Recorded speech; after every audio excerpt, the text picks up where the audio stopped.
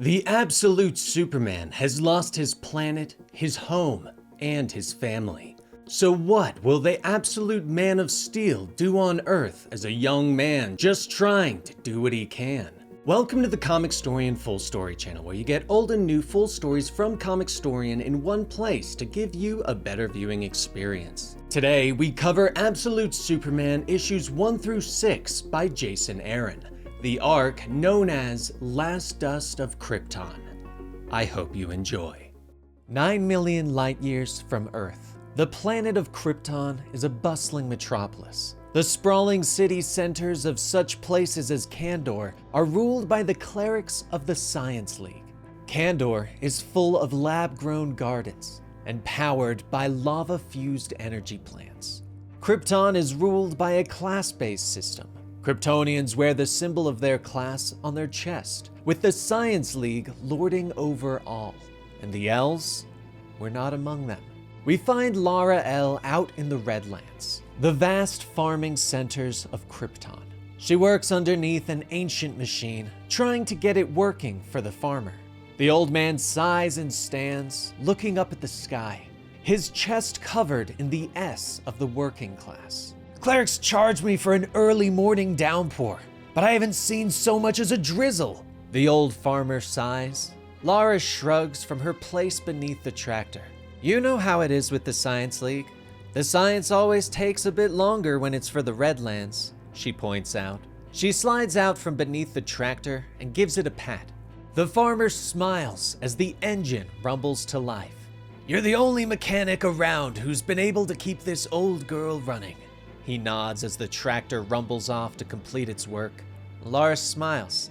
She's such a classic, from the days when things were still made by somebody's hands, she tells him with a shrug. Overhead, drones fly over the farmlands.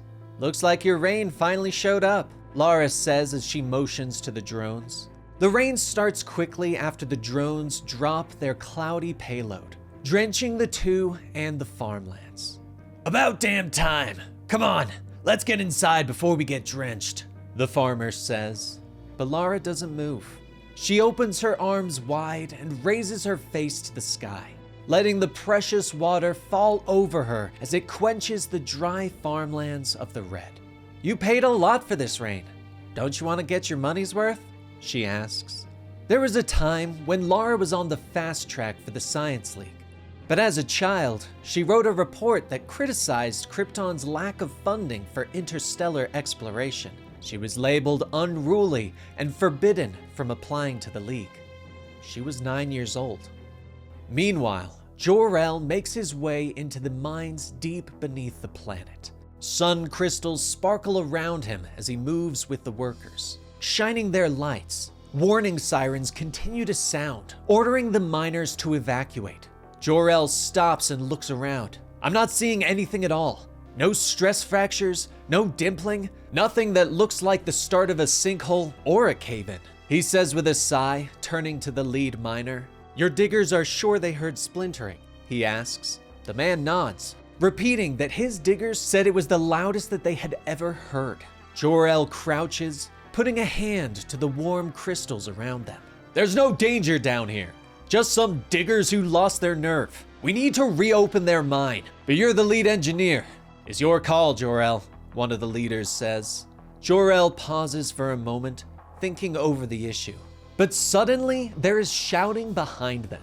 What is the meaning of this? Why are my workers standing around topside and not digging sunstone? A man says as he pushes his way forward, the symbol of middle management on his chest. The workers try to explain, but Jor-El sighs and stands up, turning to the manager.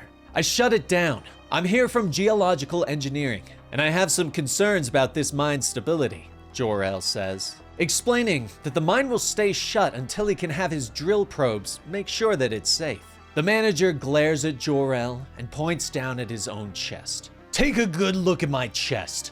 Then glance down at yours. Now go march yourself upstairs and tell those diggers the League of Middle Management said to get their sorry skin sacks back to work, the manager shouts. But Jor-El ignores him and turns away, calling that he'll launch the probe himself. You must be the dumbest laborer ever crawled his way out of the red wastes. The manager sputters with anger. Suddenly, the cavern begins to rumble around them and shake. The sunstones crack beneath their feet. Jor-El whirls and shouts for everyone to run to the surface. But it's already too late, and the ground splits beneath their feet, and green acid suddenly spits into the cavern. Jor-El tries to help those behind him, but the liquid has already eaten through the suits of the others, and their screams of painful death filled his ears. Krypton was dying. Present day, Earth, Brazil. The miners stand before the entrance to the diamond mine. The last few days were filled with asbestos snow, blown into the sky by the mining and poisoning the very air the miners breathed. But it had suddenly stopped. The leader of the people look into the sky. No snow today. Must be a good sign, eh? Joao says to his friends. The peacemakers of Lazarus Corp motion the workers into the mine. Lazarus has promised the workers a bonus if they could finish the mine today. Inside, the miners are shocked to find that the diamonds have already been mined and waiting for them in the mine carts. What the hell? Someone whispers, holding up their lanterns, the light bouncing off their precious stones. Others are looking around. The diamonds have already been crushed, and there's no asbestos in the air. It's simply gone, someone whispers. Joao looks to his friends, telling them not to worry about their good fortune. He grabs one of the carts and starts to push it towards the entrance. We say nothing. Our work here is done, brothers and sisters. Do you understand me? All that's left is for us to take these diamonds to the surface and claim our pay, he says with a smile. As the workers come back out of the mine, the peacemakers are surprised at how quickly they finished. One of Joao's friends walks gently by his side. Joao, who do we really think did this? He asks. It was the previous night when Joao had been approached by the young man. The snow had fallen from the sky, poisoning the lungs of any who breathed in the air. He had been approached by the young man who was new to the camp. His eyes seemed to glow with the most brilliant blue, and Joao had offered him a place to rest and eat dinner. Join us. You will be family, Joao had offered. But the young man shook his head. I've seen the wonders of your world. And I've seen places like this, industries run on suffering, he says softly as he turned to leave. I have to go, more work to do. But thank you, the man had whispered before disappearing into the darkness of the favela. Now, a peacemaker is standing in his way, lashing out and kicking Joao hard in the jaw and bringing him to the ground. You think we're stupid? You didn't mine these diamonds yourself. Someone among you enjoys breaking the peace.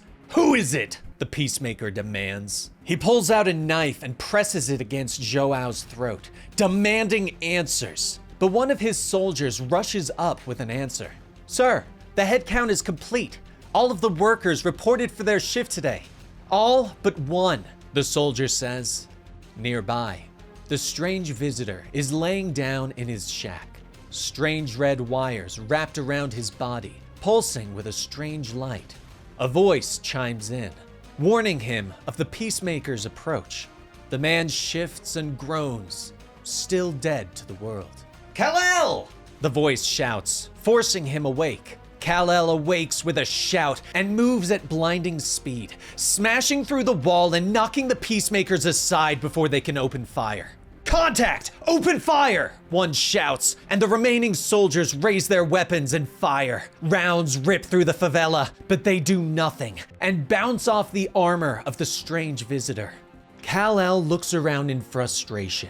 Will they live if I hit them? He asks his computer. Yes, but I still advise against that, Sol responds. But Kal is already moving, hitting them hard and knocking the soldiers away. But the Peacemaker weapons adapt to the situation and 3D print higher caliber rounds. They continue to fire, and the heavy rounds drive Kal-El back. He stumbles through the favela, afraid that the workers will be hurt. He pushes his weakened body, moving fast and disarming the soldiers quickly. Kal stops and turns to Joao, who stares at him in shock. If Lazarus won't pay you, take the diamonds and sell them to someone who will. But please, just get everyone out of here. Cal begins to say. But a blast of energy suddenly hits him from above. Cal lets out a scream of pain, and he falls to his knees as military drones continue to blast him with energy. Above them, Lazarus's paramilitary team is approaching.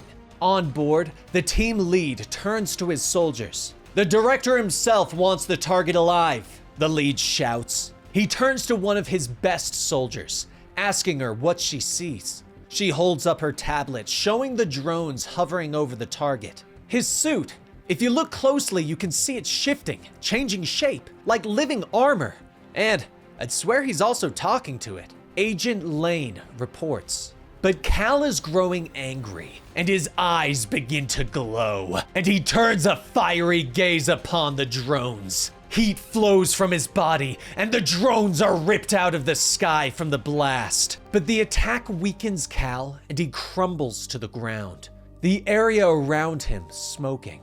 The workers have managed to escape, but the Lazarus military has arrived. Helicopters and tanks rumble forward. As Cal staggers to his feet, he watches the soldiers approach. "You were right, Soul," he whispers weakly. "This was a bad idea, and I don't feel so great," he gasps. Suddenly, someone rushes at him from the side. The woman launches forward and slaps a handcuff over his wrist. "This is Agent Lane, suspect in custody," Lane shouts as she raises her pistol and points it at Cal's face. "Move, and I fry your face, Superman," she shouts at him. Meanwhile, somewhere below the Nevada desert, someone watches the attack on his monitors. Wires are connected to his head, and small cities surround him. Tiny voices crying out in terror from the bottles. "Well now, what have we here? A new toy? Wonder where you came from," the man whispers as he watches. Years ago, Krypton. Jor-El has returned, staggering through the red fields to his home. Lara meets him, worried about her husband. She looks at his wounds, shocked by the radiation burns. But Jor-El is barely listening to her. "Of course there needs to be testing. I'll need to get started right away," he babbles to himself. Lara grabs her husband and pulls his face to hers, demanding to know what is happening. His eyes focus, and he seems to see her for the first time. "We can't tell anyone yet. You understand? Not until we're certain. We must be certain before we warn the world," he says. Jor-El looks up as his son approaches with the family dog. "Dad, are you okay?" young Kal-El asks. Jor-El finally calms down and hugs his family, apologizing for worrying them. But Lara smiles. "Jor, whatever this is, we'll get through it the way we always do. Together," she says as they hold each other close. But elsewhere in the field, a small crack begins to open in the ground, and a green radiation begins to spill out. Krypton is dying. 6 years ago, in the L house within the Redlands of Krypton, Kal-El leans over his desk and groans. The teacher of his class is grading people on his nearby view screen, but pauses when he gets to Cal's assignment. "Cal, I'm confused about what you've turned in here. Your paper is quite descriptive, but it doesn't appear to employ any generative text at all. You did source the cleric's luminarium, didn't you?" the teacher asks. Cal looks up briefly at his camera. "I wrote it," he says softly. The teacher stares at his image for a moment before nodding briefly. "You wrote this yourself? That's... Cal, I'd like to talk with you and your parents after class," the teacher says before everyone signs off. Now, Earth, Brazil. Cal stares in shock at the woman who recently cuffed herself to his arm. She raises an energy pistol at him, the sparks dangerously close to his face. "Get on your knees," she shouts. Cal raises an eyebrow at her before lifting his arm to stare at the cuff, knocking Lois off her feet. "Okay, let me just..." he says to Soul as he tries to pull the cuff off. "I can't break this," Cal says to his armor, ignoring the fire, smoke, and armed woman before him. "Cal, you are weakened. You are vulnerable here," Soul reminds him. But Cal shrugs as he continues to work. "I'm chuffed with her," What do you want me to do, Sol? Rip her arm off? Cal asks. Lois has had enough and raises her weapon, firing a blast into Cal's face. He lets out a groan of pain and stumbles back. I will deal with the handcuffs, Sol tells him. Cal nods. Just don't hurt her, he orders. But other agents of Lazarus have begun to surround them. They raise their weapons, ignoring Lois's orders to stand down. Weapons suddenly thunder in the clearing, and Cal immediately steps in the way of the rounds, protecting Lois from the danger. Suddenly, the armor begins to morph, and a red dust wraps around them, flowing like a cape. Let me go! Get this thing off of me! Lois shouts as she raises the pistol again. Did she forget she's the one who chuffed me? Cal asks Sol, but the adaptive armor is still working. Fascinating. This metal reforms itself as quickly as I can sever it. This will take some time. Also, it's cuffed. Sol informs him, and Lois fires again. Cal is less surprised this time, but still angry. Stop doing that! You're making it very difficult to save your life! He shouts at her. She bares her teeth at him. Oh, so now you're talking to me? She snaps back. Cal looks around and sees the Lazarus forces are getting closer and closer. Large tanks have begun to roll in. Finally, Cal sighs. Sol, use the dust to hold onto her. Don't let this tear her in half, he says. Lois's eyes widen in surprise as the red cloud wraps tighter around her and Cal leaps into the air, taking them away from the conflict at super speed. But a helitank is following them. Holy hell! He's flying! One of the peacekeepers shouts. The tank opens fire and the rounds detonate at the edge of the red cloud. Cal is knocked from the sky, slamming hard into the village below. When the smoke clears, he is standing with Lois in his arms. And Lois raises the pistol and fires again. Cal stumbles and falls to his knees. When he looks up, Lois is on her feet, pistol recharging. This is Agent Lane. Suspect leap due east, she shouts into her comms. But Cal shakes his head. Jam her transmission, he orders Sol. Already done, the armor informs him. Cal sighs and looks up at the woman.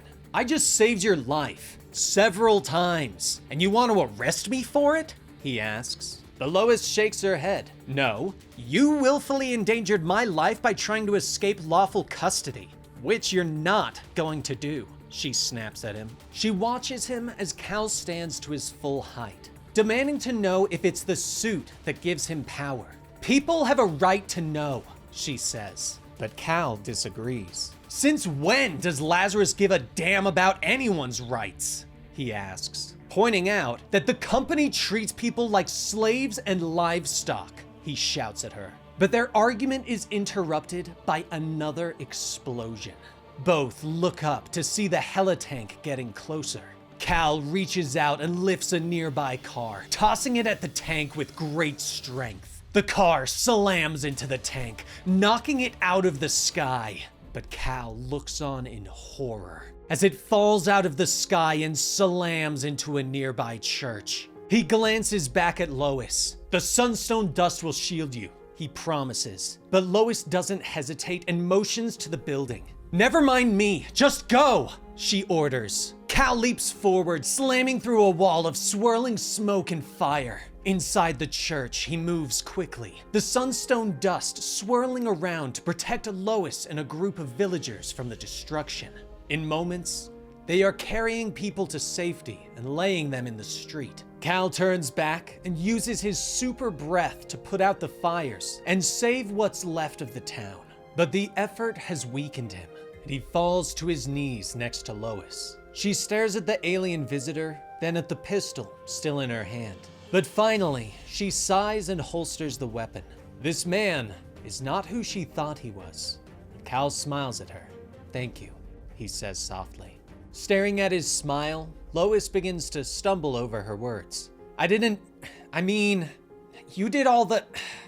You're welcome, she finally says. Cal struggles to his feet. They have but a few moments, and so he tries to convey his feelings on this planet. So many stars in the sky are orbited by nothing but chunks of rock and methane. Do you people have any idea how precious a place this is? I'm a child of one of these sons of nothing. My planet, he begins to say. But the handcuffs suddenly click open and fall away, clattering to the ground. Cal stares at his freedom for a moment, and Lois reaches out a hand for him. Wait, don't. Just let me, she begins to say. But Cal leaps up into the sky and rockets away. The full might of Lazarus arrives moments later, but only finds Lois looking up into the sky.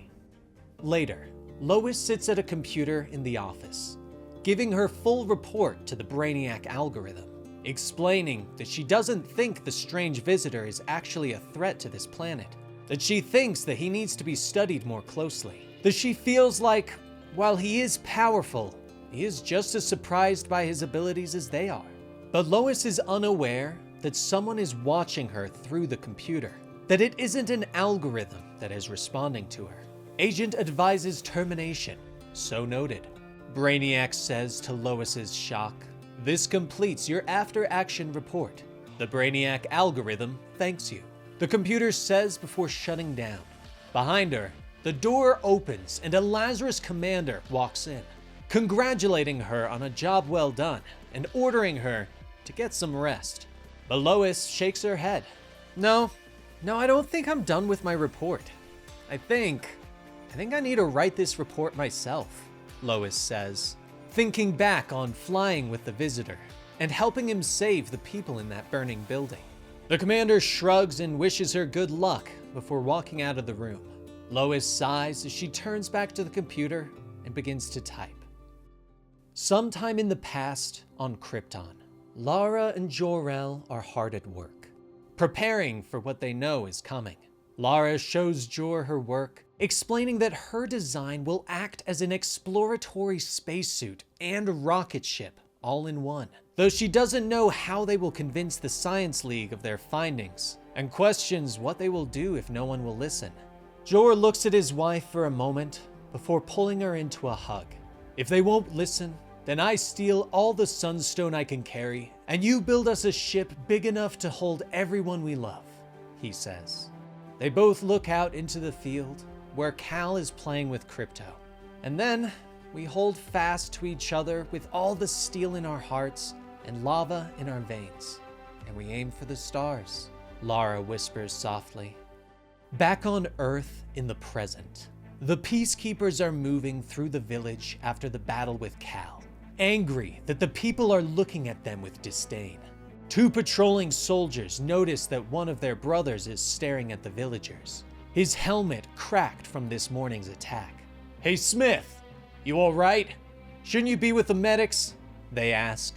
But Smith shakes his head, looking at the villagers in disgust. "They don't get it. Don't appreciate everything we've done to pull them out of the mud," he growls. The others shrug. "Yeah, that's the job though. What are you gonna do?" one of them notes. But Smith just smiles and suddenly raises his weapon. Teach them that peace has a price," he snaps as he squeezes the trigger and opens fire.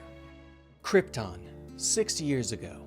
Kal-El lives a happy life, though he doesn't fall into the mold of a normal Kryptonian child. He was never coordinated enough for sports, always pushed aside by the bigger, more aggressive kids. So he knew that he would never qualify for the Law Guild Training Academy. When it came to his studies, his grades were never good enough to get him into the Science Academy. He didn't like to speak up in class and was always forced to speak with his teachers about the problem. But Cal didn't care. He wanted to work in the Laborers Guild, like his parents. He loved the Redlands, loved to run through the fields with his dog Krypto. His two favorite people in the world were his parents. They would take him for hikes and camping in the purple prairies and rolling pink hills of the Kryptonian countryside. One day, they were hiking into the Red Crystal Caverns, and his parents stopped him. "Cal, we wanted to talk to you about something, son," Jor-El told Cal. His parents explained that Cal's teacher has reached out to them. She said that you've refused to utilize the Science League's Luminarium for your reports, that instead you're writing them yourself. Lara continues. Cal nods, hanging his head as he explains that he just enjoys writing. My words make me happy, he says softly. Both Cal's parents kneel before their son, pointing out that by not using the luminarium, Cal is challenging 3,000 years of Kryptonian tradition.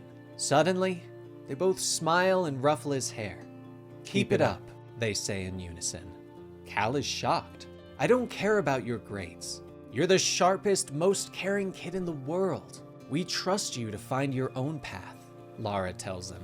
Cal smiles and tells his parents that he knows he wants to be a laborer and live in the Redlands like them. All three stare out at the Kryptonian plains. The red sun is setting in the distance. The rest of the day was a happy one for Cal, but he didn't know that Jor-El was working, continuing to extract samples from the red crystals, hoping that his findings were wrong, but they weren't. But Cal was aware of the change in his parents. Ever since his father's accident at the mines, he had been distant, distracted. He was constantly going out and taking samples, and Lara used all of her free time to work on something in the garage. Cal would check on them from time to time, overhearing bits and pieces of conversation. We're going to need more sunstone, just to be sure, Lara called one night, unaware that Cal was watching from the doorway. Lara, we don't have much time, Jor told her, explaining that he's almost ready to bring his findings to the Science League, and that hopefully they won't ignore all his evidence.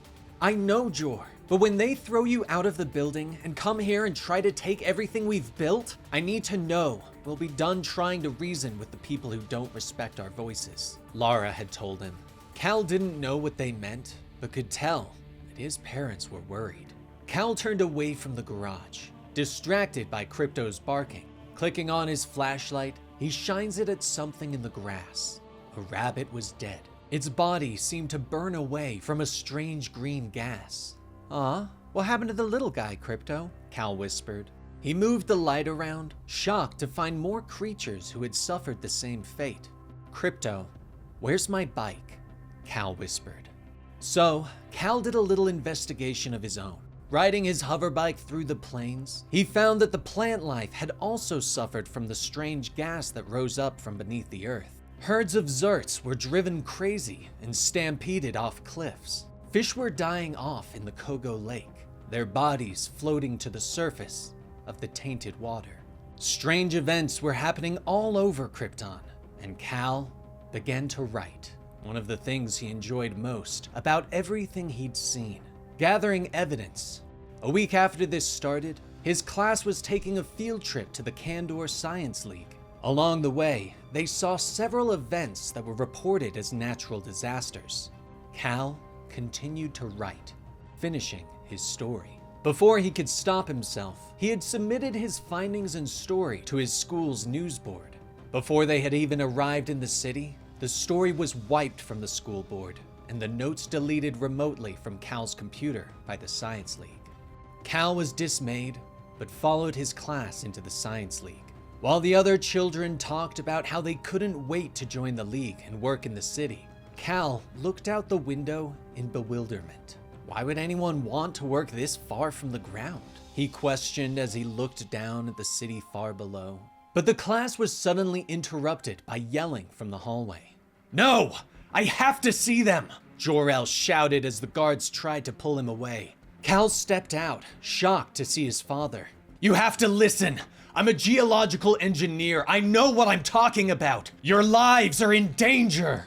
Jor-El continued, but the captain of the guard shakes his head.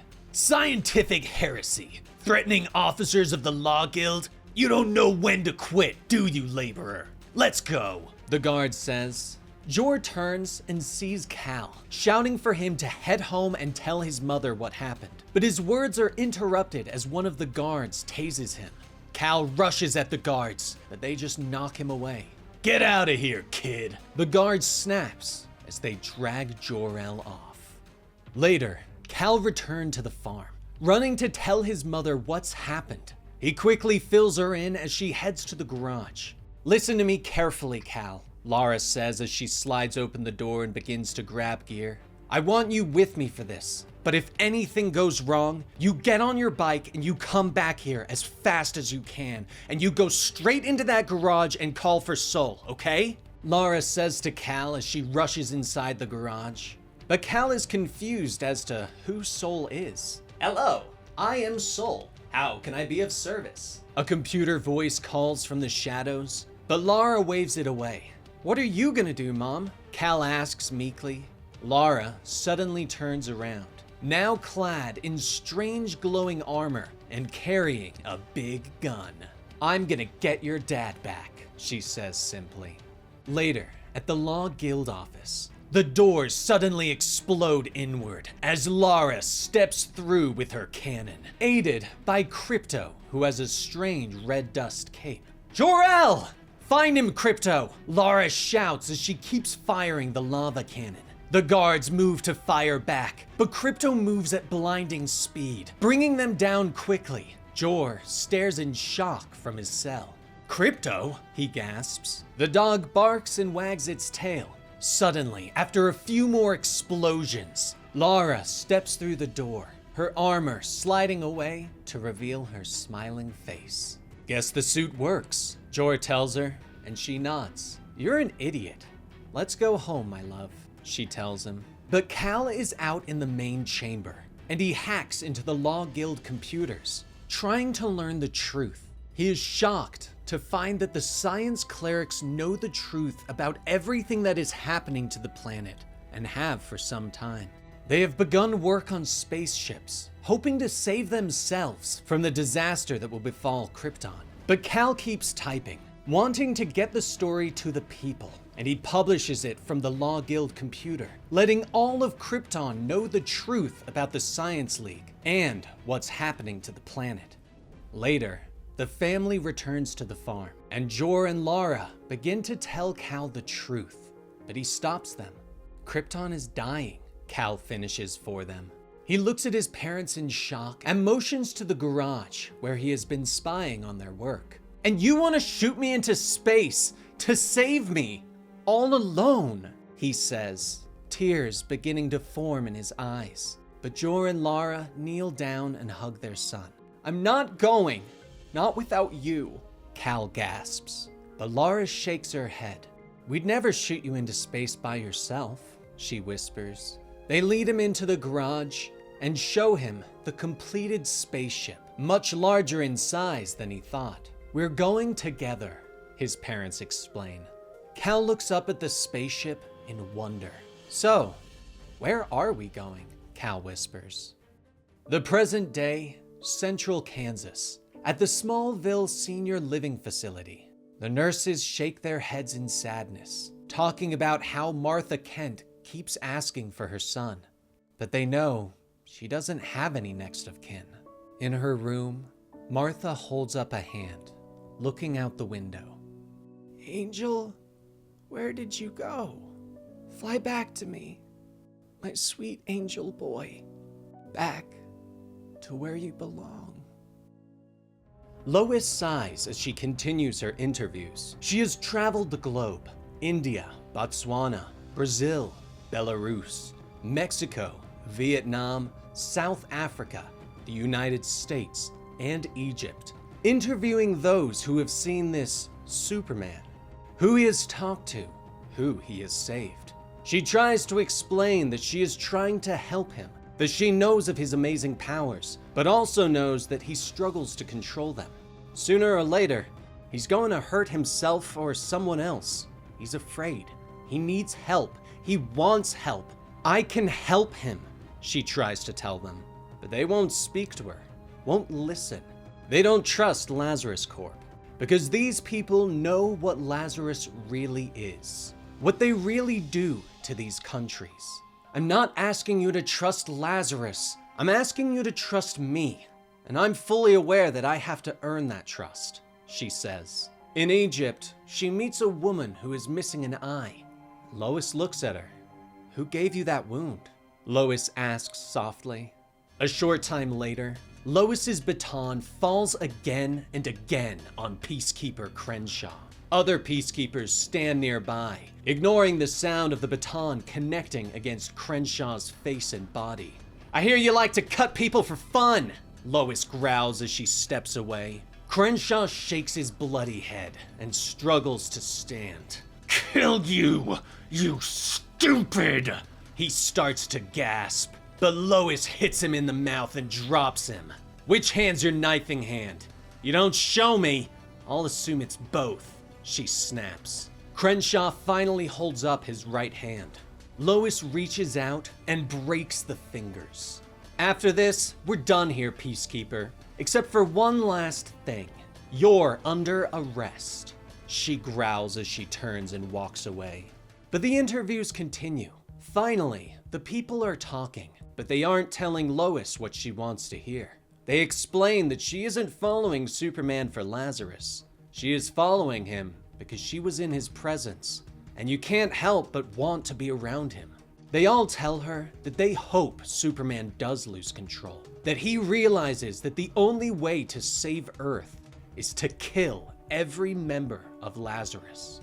It is why he has come, they all agree. Later, Lois finds herself on the site of a battle with Superman in Pakistan.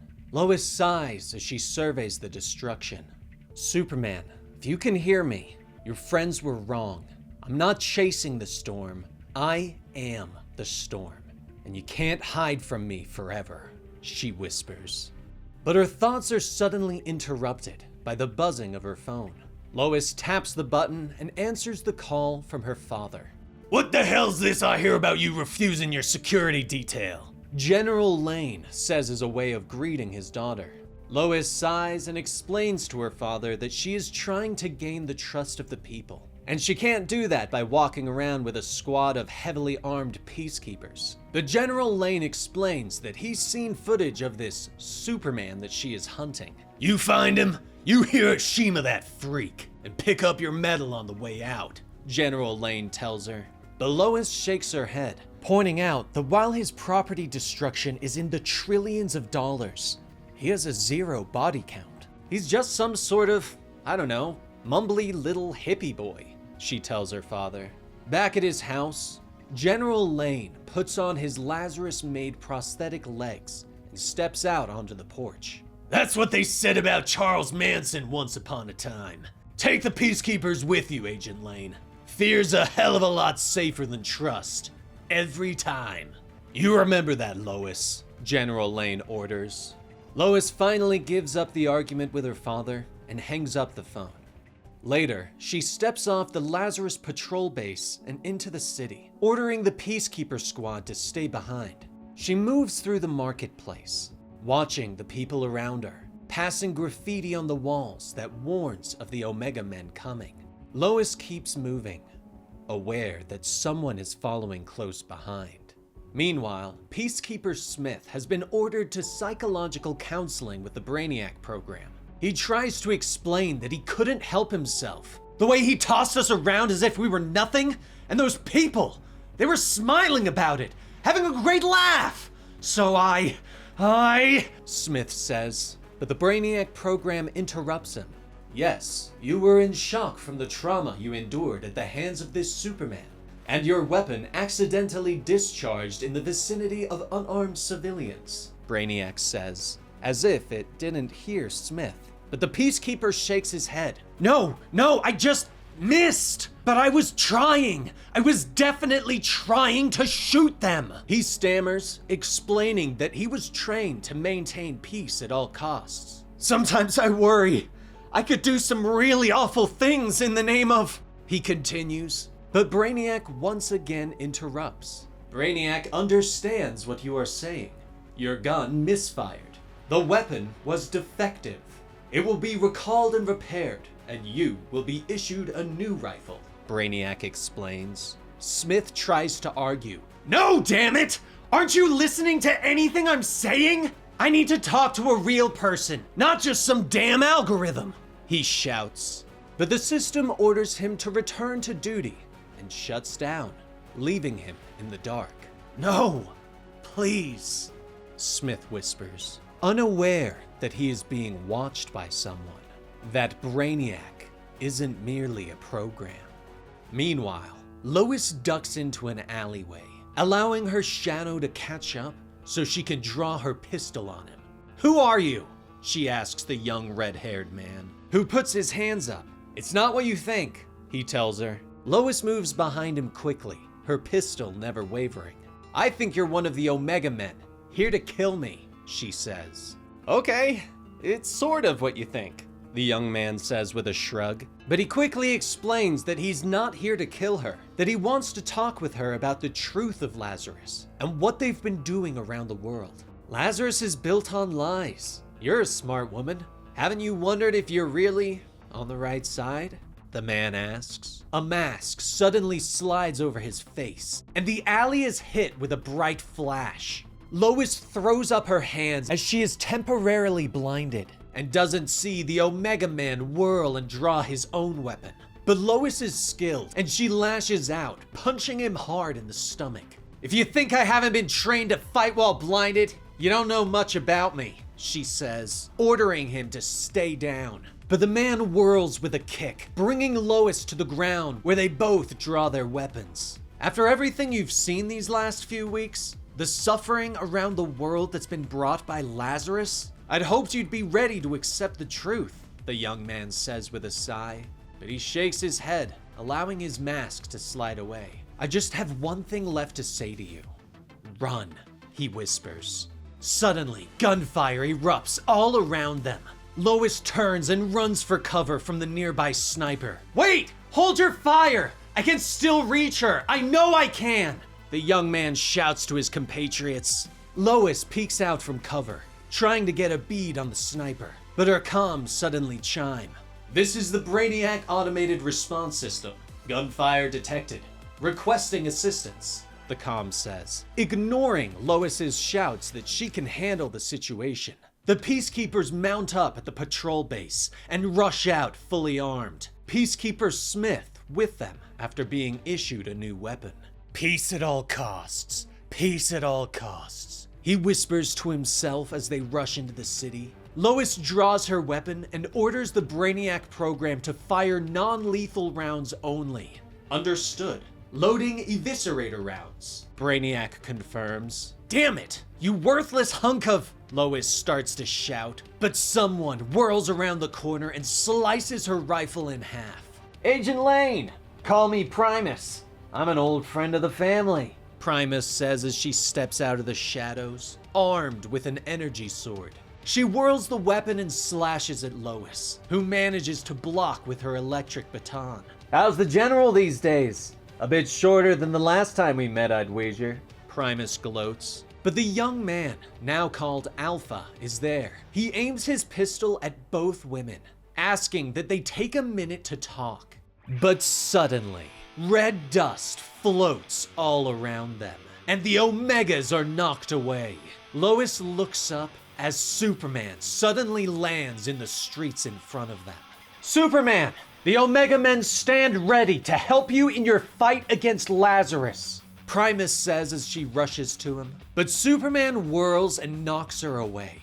He turns to Lois and glares. "You, stop looking for me," Superman growls as his eyes glow red. But Lois shakes her head, trying to explain that she just wants to talk. But they are interrupted as the Peacekeepers arrive. They grab Lois and pull her away as others cover the Man of Steel. "Remember me, pal?" Peacekeeper Smith shouts as he raises his weapon. But Superman just looks at him for a moment.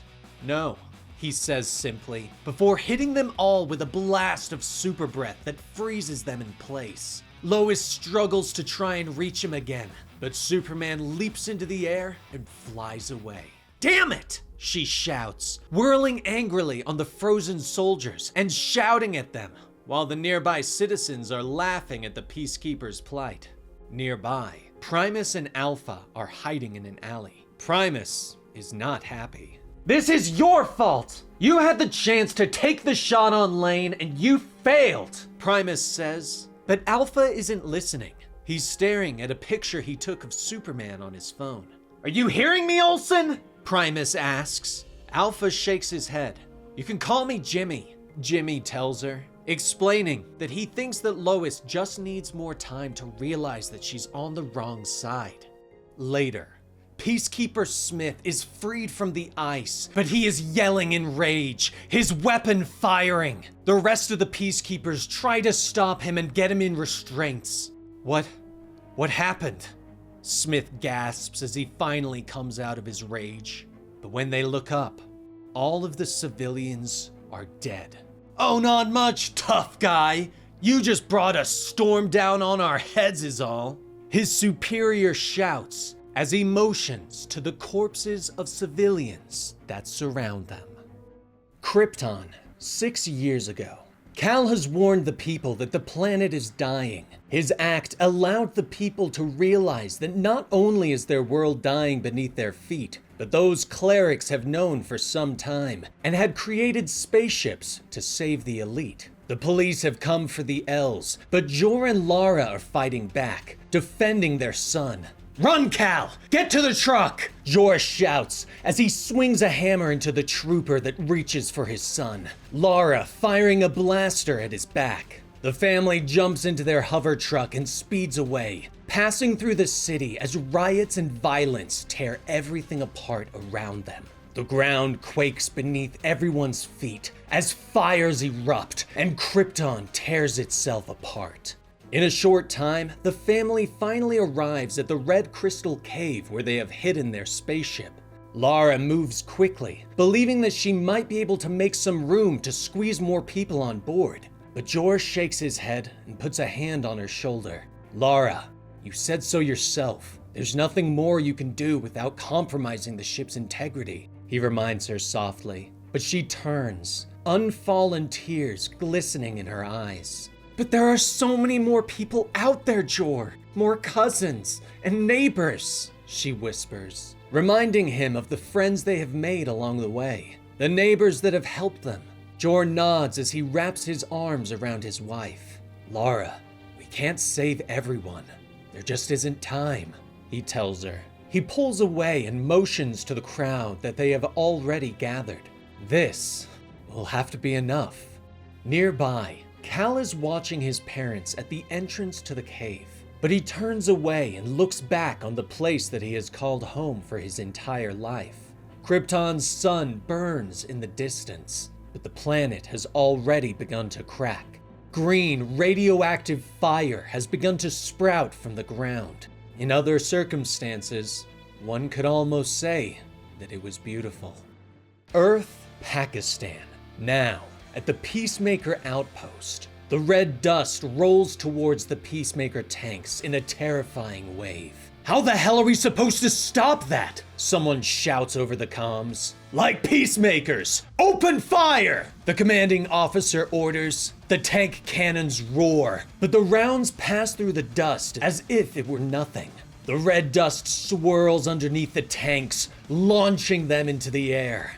Inside the bunker, the other peacemakers stand with their weapons at the ready. The radio has gone silent.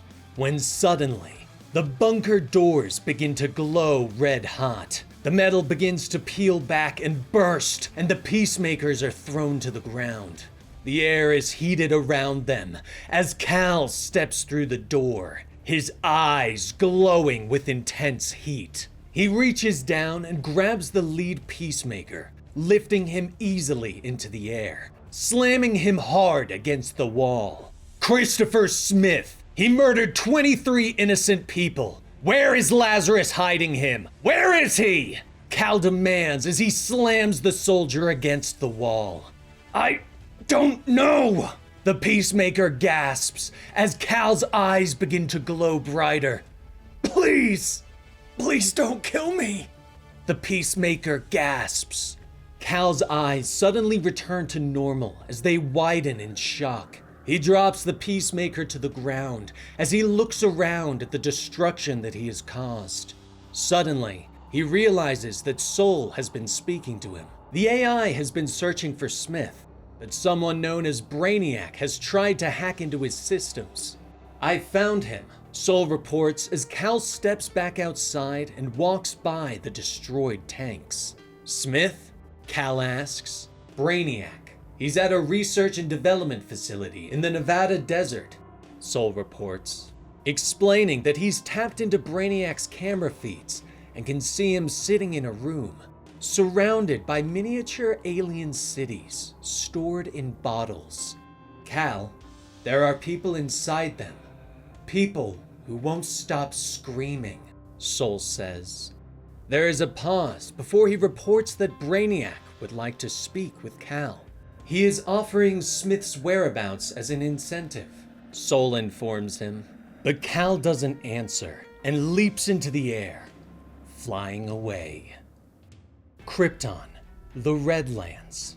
Then, Lara is shouting for everyone to board the ship and allow it to bond with them to create their spacesuits. Cal is nearby, Krypto by his side. He stares out at his home and steps outside of the cave. Krypto barks at his young companion, but Cal wants something to remember his home. Yeah, I know, buddy. I'm just saying goodbye and wondering what the next planet will be like, Cal says softly to his friend as he reaches down and picks up a handful of dust from the Redlands. But the ground suddenly cracks beneath his feet and gives way. Lara and Jor rush to help their son, but luckily Krypto already has him, pulling the young boy away from the green fire. In the cities, the people have learned of the cleric's spacecrafts. They rush the landing pads, trying to force their way on board to save themselves. Green fire erupting around them, destroying everything. No one made it to safety that day.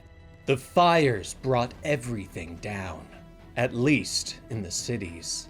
Back in the Redlands, the L's craft has taken off, launching away from the dying planet.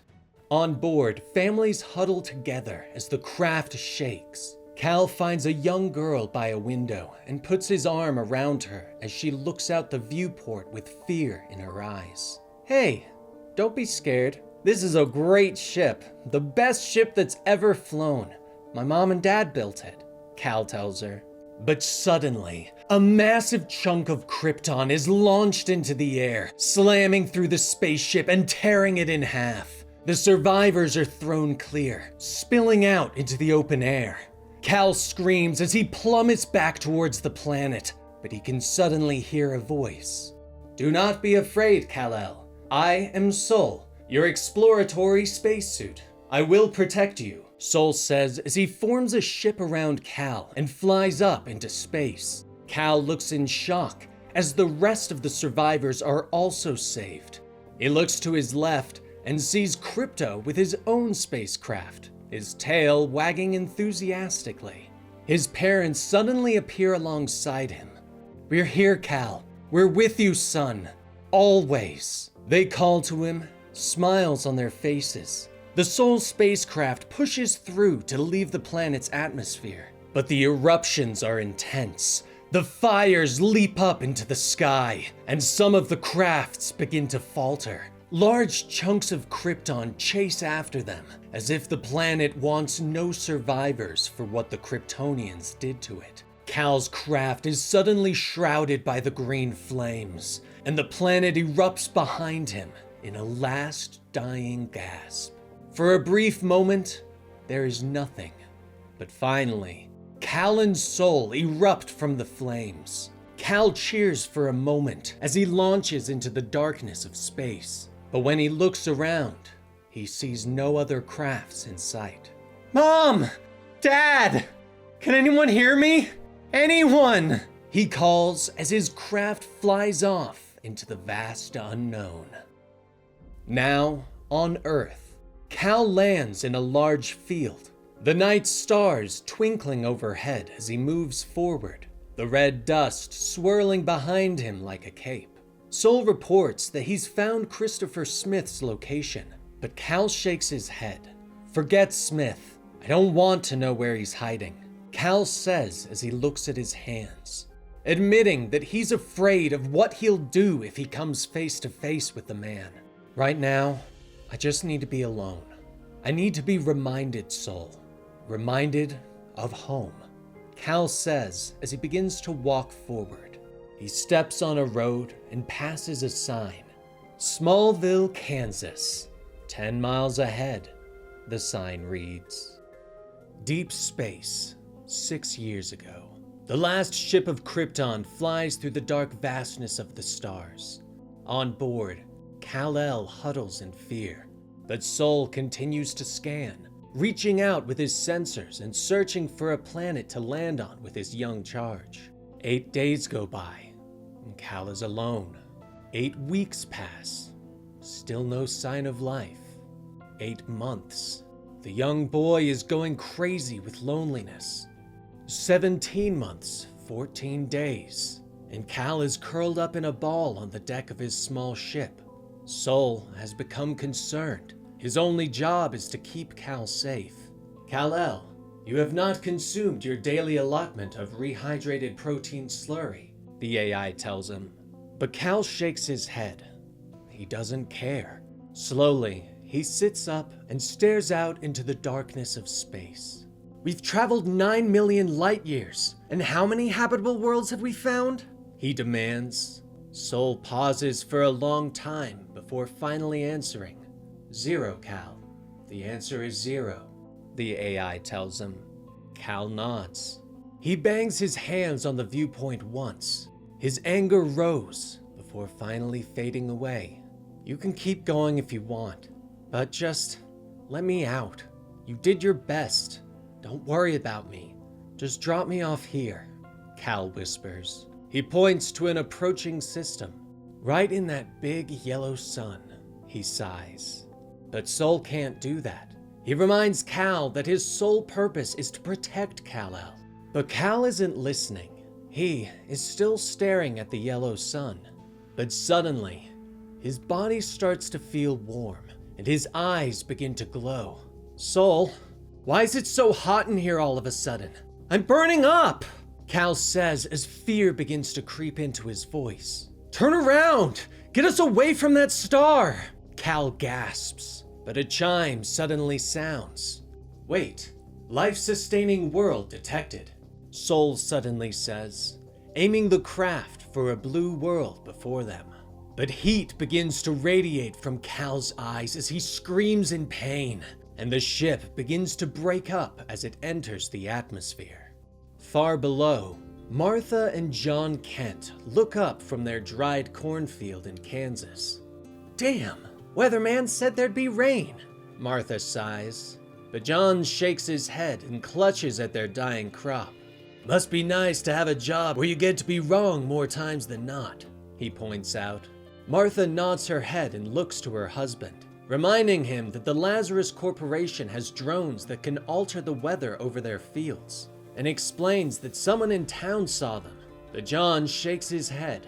Martha, we both know such a thing ain't possible, he tells her. But he looks around and ponders whether it's true. Whether Lazarus really can do the things rumors say. If it is true, what hope have we got of winning against something like that? He whispers. But suddenly, there's a roar from the sky and a great fireball slams into the field by their house. Kal steps from the flames, unharmed, but yelling as if every cell in his body is going into overload. But he can still hear Sol's voice as the red sand-shaped AI unfolds as the ship wraps around him protectively. Kal-El, I regret to inform you that my energy cells are quite depleted. I must power down for, breathe. Sol says softly before fading away. Kal looks up as 2 people approach. He holds out a hand and calls for help, but John and Martha don't understand what the young boy is saying. Finally, the flames fade and Kal collapses to the ground. Martha finally rushes forward, shocked by this strange visitor. Where did his ship go? It's like he absorbed it, she gasps. John doesn't like it though, thinking that they should call for the police. But Martha shakes her head, reminding him that minutes ago they were asking for a miracle. He was covered in flames, but now he's not even harmed. Don't you know an angel when you see one? She asks softly. And so, the Kents tried to take care of the boy. His body burned with a fever for days. He would thrash in his sleep as he recovered, his limbs so powerful that he would break the bed with one swing. One night, they found him drifting in the air, floating over the bed. Another day, red beams of heat shot from his eyes when he awoke from a nightmare, only to once more pass out again. Eventually, his body would calm. The fever would go away, and Cal slept peacefully. John found Martha sitting by the visitor's bedside. "Martha, we can't keep him here. If we do, he's gonna be the death of us. You know that, right?" John asks. But Martha shakes her head. She can sense that the boy is confused and suffering. "He's been through something awful to get here. You can tell," she whispers. She looks back at her husband, reminding him that they've lost everything. "But maybe we can still save him," she says quietly. Suddenly, Cal's eyes open and he launches from the bed in the blink of an eye. Jonathan jumps to protect Martha as Cal smashes through the bedroom wall and runs out into the world, streaking across the field fast enough to tear plants from the ground. He suddenly stops and stares at this strange world around him. He is alone, and Soul doesn't speak to him. Cal doesn't know it, but Soul has been quiet for weeks. But somehow, as Cal stared out into the fields of this new world, he could sense that he had found his new home. 2 weeks later, the Kents still can't understand Cal's speech, but he still aids them, using his incredible strength to help them around the farm. John is trying to fix a tractor enough to get it started and drive it into the barn, but Cal simply picks it up. "Heavens, don't reckon I'll ever get used to that," John whispers as he watches the boy carry the tractor over his head with one hand. Cal has become like a son to them in the short time, and though neither of them know it, both John and Martha have thanked him for saving them both. One day, Martha looks up at Cal, who smiles at her. "I know you came here searching for something. Might just be it's the same thing we was looking for too. And I just hope, well, I hope we can find it together," she tells him. Another day, Cal is working on the tractor, remembering what his mother taught him about listening to the engine, when suddenly, the symbol on his chest begins to glow. "Cal?" Soul suddenly says as Cal looks down at it in shock. "Apologies. My recharging took much longer than I anticipated. Cal, be warned. I fear this system's yellow sun may supercharge your Kryptonian cells in wildly unexpected ways," Soul warns. Cal cocks an eyebrow at his suit's words. "You don't say," he whispers. He stands up as he feels Soul's system surging as his suit forms around him. "Never mind that for now, Soul. I need you to download whatever language these people speak," Cal tells him. In moments, he is walking towards the farmhouse's front porch, where the Kents are sitting. Cal smiles at them. "Hello, my name is Kal-El. I fixed your tractor," he tells them in his first attempt at the new language. The Kents stare at him in shock for a moment. "My God," John whispers, but Martha just smiles. "Kal-El, such a lovely name. It's a pleasure to finally meet you, Kal-El," she says as they both step down to shake the boy's hand and introduce themselves. "I'm Martha Kent, and this is my husband, Jonathan." "Cal, I detected some manner of remote drones operating in the skies above, with apparent weather-influencing capabilities. I took the liberty of disabling them," Soul reports. The Kents look on in shock as the drones drop out of the sky and slam into the field around them. Moments later, thunder rumbles overhead and lightning cracks. "Hello, Kents," Cal says softly as rain begins to fall down all around them. But the Kents don't know that someone from Lazarus has come to investigate the missing drones and reported him for terrorist activity and immigration violation. The rain fell for 3 days, and though this brought happiness to the Kent farm, it was not to last. The fourth day saw the arrival of the Peacekeeper unit. Tanks and helicopters churned up the mud as the squadron of peacekeepers step up to forcibly pull Cal from the Kent's home.